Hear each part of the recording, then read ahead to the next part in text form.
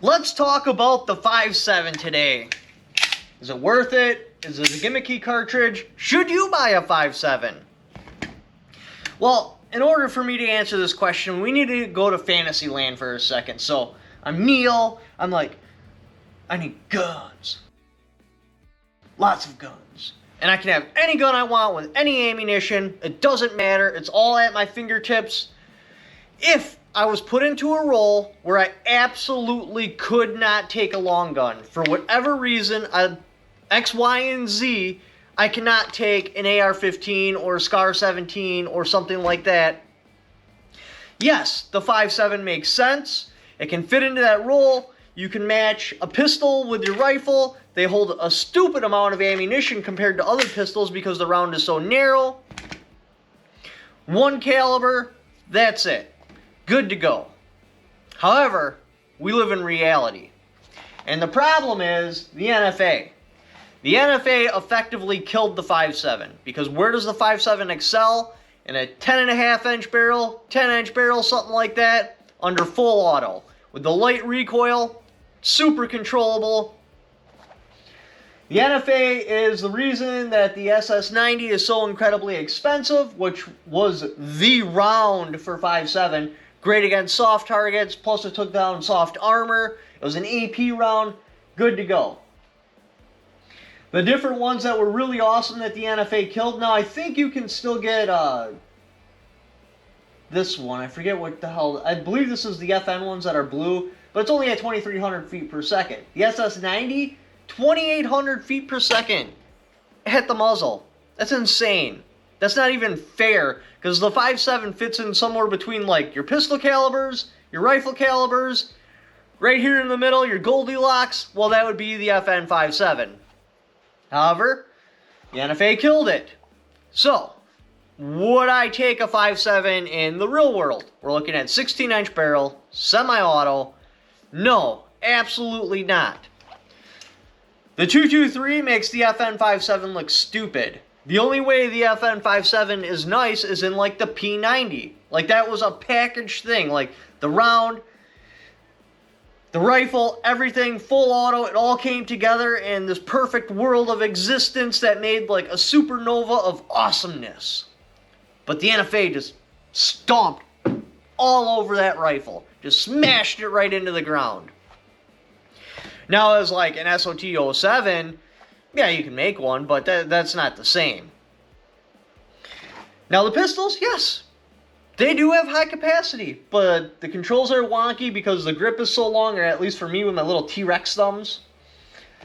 I mean, if you're Shaquille O'Neal, this would probably be great, but yeah, for me the controls just don't work.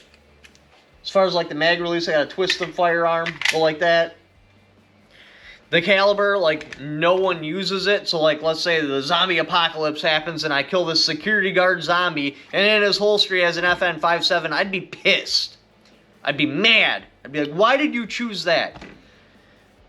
The only ammunition that gun has got is the ammunition that you carry on you. You'll never find any 5.7 ammo unless, like, the stars align up perfectly with Jupiter, and this beam of light comes down from the heavens, and poof, there's a pile of FN 5.7 round. No. In the end of the world, you're like, SHTF, you're never going to find 5.7. It's just not going to happen. There's not enough of it in circulation to bring your odds high enough. It's possible. It's very, very highly improbable. So you would only have the ammunition that you personally own. So unless you personally own a 2,000 round stockpile, spare parts for your pistols, spare parts for your rifles, it's just not feasible. And what if something happens to that stockpile? With this AR, there's so much 223 ammo in circulation, I'm likely to be able to scavenge it. So that makes it a far better choice. Same with 9mm or 45. I'm likely to be able to scavenge that ammo. I am not likely to be able to scavenge 5.7. It's just not going to happen. I mean, again, it's possible, just extremely improbable. So, ballistically speaking, the FN 5.7, it's not even fair to compare that against pistol cartridges because it walks circles around it, especially if you're using SS90. To compare an FN 5.7 against rifle cartridges, it's not even fair for the 5.7 because it's got such a small powder capacity, it's not even fair. There's no way an FN57 can perform as well as a 223. This particular cartridge might be similar or close at very close ranges, but no, this will walk circles around it. And this is like the smallest rifle cartridge. So, back to the FN57. If you want it because it looks cool, yeah, that's good to go. If you want it because you're an SOT-07 and there's a special job where you're going to put a P90 and pair it up with a 5.7 pistol so you're only carrying one cartridge, that makes sense. I'm totally on board with that. Say like it's your hotel gun or something and you want everything in a laptop case. So you put your P90 in there, your FN57, that makes sense. I get that. Like, no argument there whatsoever. However, if those particular restrictions are not applied to the situation, holy crap, go 5.56 or 7.62 by 51 NATO or, I don't know, 300 PRC. Like, the FN57 drastically underperforms compared to actual full-length rifle cartridges. Now, compared against pistols, it walks circles around it, but why would you have a primary pistol cartridge? And now you're also looking at, like, okay, so I could take, like, a Kel-Tec Sub 2000, fold that up, put it in a laptop case with, like, a SIG 226, and out of a 16-inch barrel, with the right ammunition, I'm getting almost 2,300 feet per second out of my 9mm. Is that right? I'd have to double check that data, but I swear to God there's a cartridge you can shoot out of a 16-inch barrel and you get, like, stupid velocity out of a 9mm. So is that worth it? Plus the 9 has more mass, so it's going to hold it a little bit longer. I can't remember what the BC is on a 9. I'd have to check it against the 5.7. I suspect the 5.7 has a higher BC, so it's going to hold its velocity longer than a 9mm, but still a 9mm out of all pistol cartridges has a pretty good BC, so out of like 45 and stuff like that, a 9 is going to hold it longer than a 45, but we're getting sidetracked. So, if the NFA doesn't apply, I'm Neil and I'm like, I need guns, lots of guns. And I'm in a situation where a long gun just is not acceptable. The next best thing would be a chopped down P90, full auto, with SS90 ammunition. That makes sense.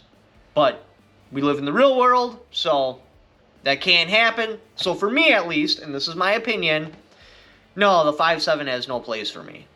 I just have no job where it's going to fit. Because when you have a job, you have a tool. If you select the right tool for the right job, the job is easier.